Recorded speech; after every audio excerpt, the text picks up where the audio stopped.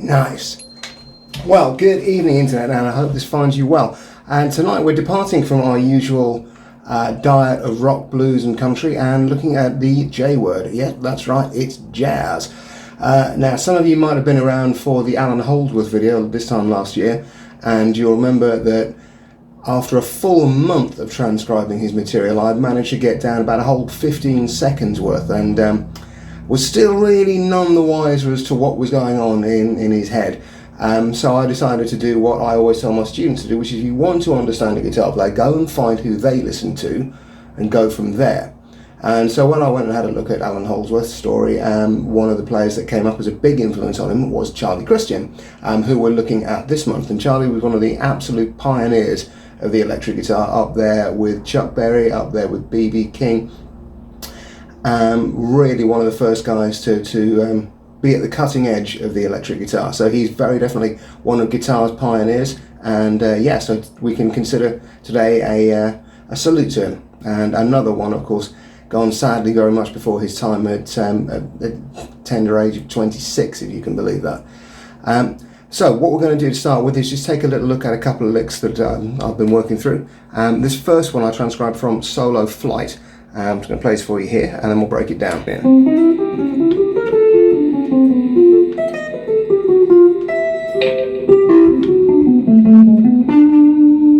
Okay, so what's going on here then? We're starting off in C. So here I've got my root note, 10th fret on the D, sliding minor into major third here on the 8th to 9th on the G. There's my 5th there, 8th fret on the B string. And then I've got a C sharp diminished 7 arpeggio. So that's C sharp, E, G, B flat. Diminished 7, for those of you who aren't familiar with it, it's root, flat 3rd, flat 5th, and double flat 7. 6th by any other name. But what this means is that every note within the arpeggio is a minor third, 3 semitones apart from every other arpeggio. Apart from every other note, rather. So that would mean that C sharp, E, G and B flat diminished 7 are all effectively the same chord because they've got the same notes in them. So there is my C diminished 7, and now I'm going to go down a D minor triad, starting on the 5th here, then to the F note, the minor third, 10th fret on the G there, root note, 12th fret D, then chromatically down to the B on the 9th fret of the D string. That's why you can consider that kind of minor 6 idea. Then back up, there's the minor third, there's the 5th, and then we've got some chromatic fill in here. Before anticipating the change to C chord by playing the E note here, that's going to be the 3rd of the C chord. So here is it so far.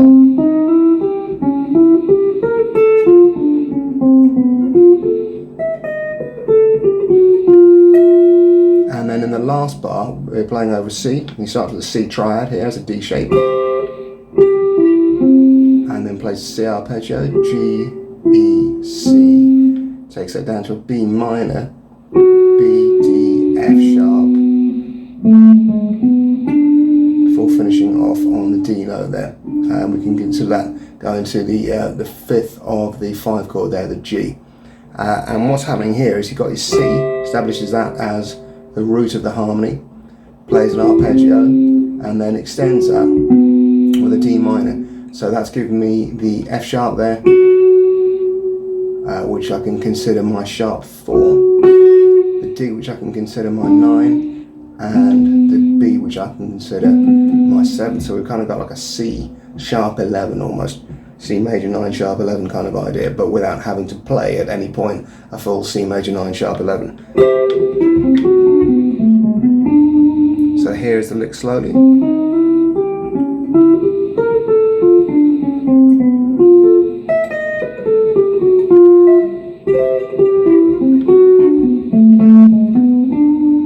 And here it is with a little bit more speed and hopefully no cock-ups.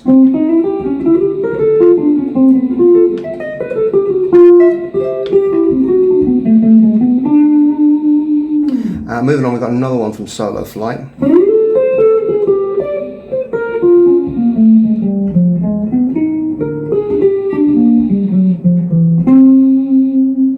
And again, we've got some nice arpeggios mixed in with some chromaticism here. So we're playing, which is a kind of fairly stock major pentatonic phrase. We could think of that version 4 of position 4 rather of A minor pentatonic, which of course is C major pentatonic, seen from a different point of view. Jazzed up with the use of an A flat in passing. And then we're going to run some arpeggios here. I'm going to go down a C minor shaped B flat minor here. Then we've got some chromaticism. And then I've got an A flat minor here.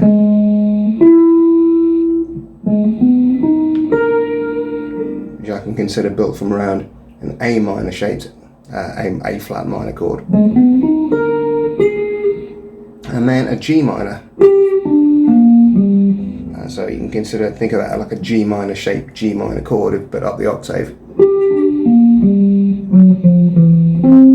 And I've got some chromaticism and taking myself back to the C root. So if we run that all together again slowly.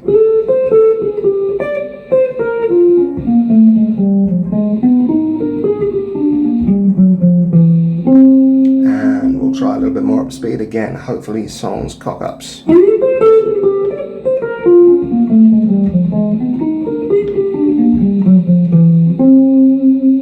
There we go. So we can see him outlining arpeggios, but also superimposing arpeggios over each other and using chromaticism. So we're moving from a B flat minor, A flat minor, G minor idea. And he's really using those in-between arpeggios just to grease and go outside before returning and resolving the tension by playing chord tones. Okay, they're the big scary licks.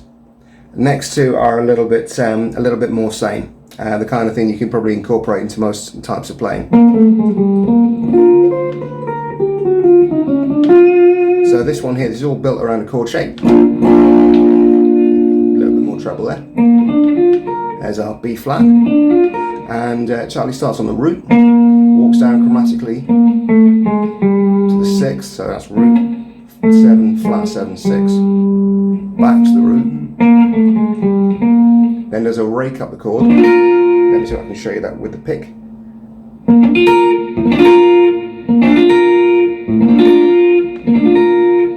So it's kind of like a sweep if you're familiar with that technique.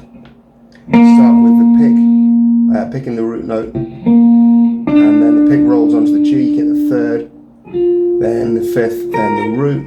And what's happening is as you move from string to string, the note that you've just played, you need to let up the pressure on ever so slightly. So I play the B, pick rolls onto the G, and I let the pressure off the D.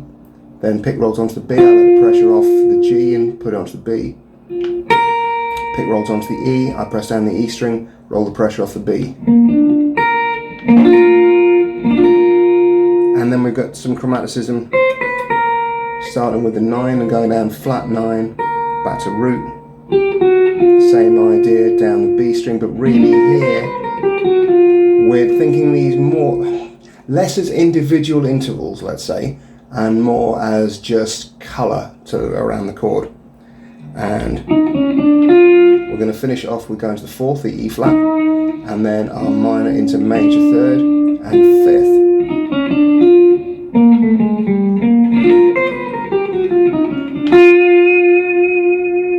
And And if you're thinking that if I would have put a couple of little bends in there, sounds a bit Chuck Berry-ish. Well, yeah, you would be right there. And Chuck Berry was a massive Charlie Christian fan. So there's no real surprises there.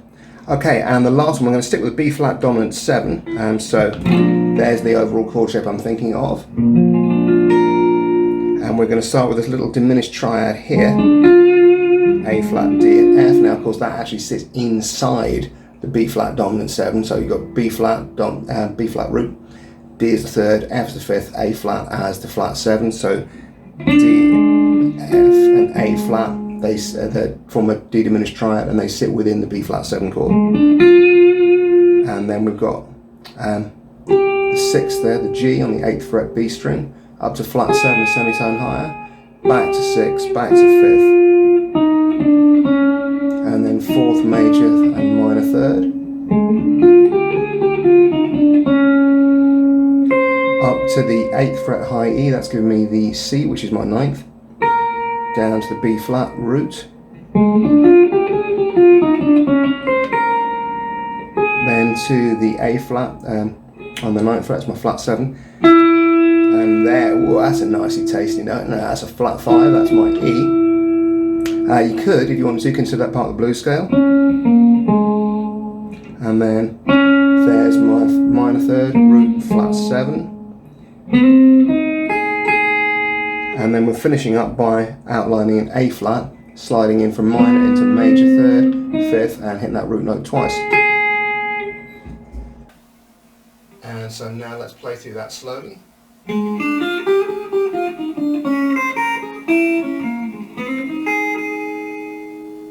And now with a little bit more speed and hopefully without cock-ups. There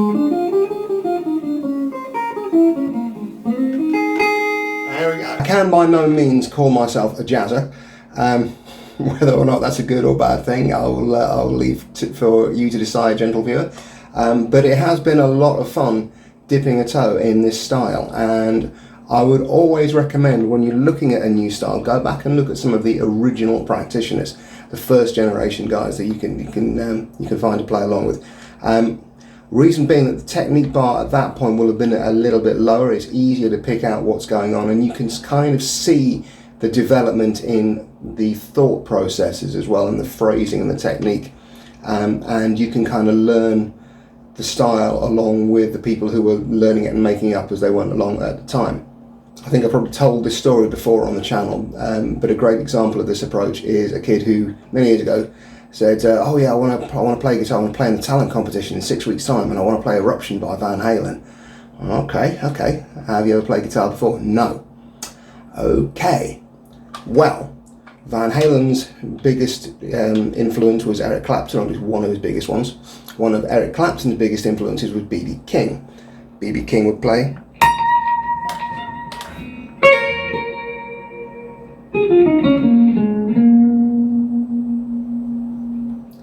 You can, with an awful lot of work, get something close to that in a couple of months, at least on the technical side. You can spend a lifetime learning the feel and the phrasing and still not get close to it, but that's another story. But that kind of illustrates my point. If you want to learn about jazz, don't go in with somebody like Pat Martino that's going to blow your head off, or indeed Alan Holdsworth. Go back to the early days. Find the guys who are doing it first. Find the guys who are working out what the vocabulary was going to be, who are writing the playbook that every generation subsequent has followed. And you'll learn a lot more, you'll have a lot more fun, and you'll kind of steep yourself in the instrument, which is something I find I enjoy more and more often the older I get. I will leave those with you to play around with and have some fun with. If you've enjoyed this, do please remember, like, share, subscribe. You can join me on Patreon and Ko-Fi and Subscribestar for £2 a month and get early access to all videos. You can get blog, you can get all sorts of other stuff that will be coming down the pipe in 2026. And yeah, I'll wrap this up before I start to waffle. Alright, see you later. Bye-bye.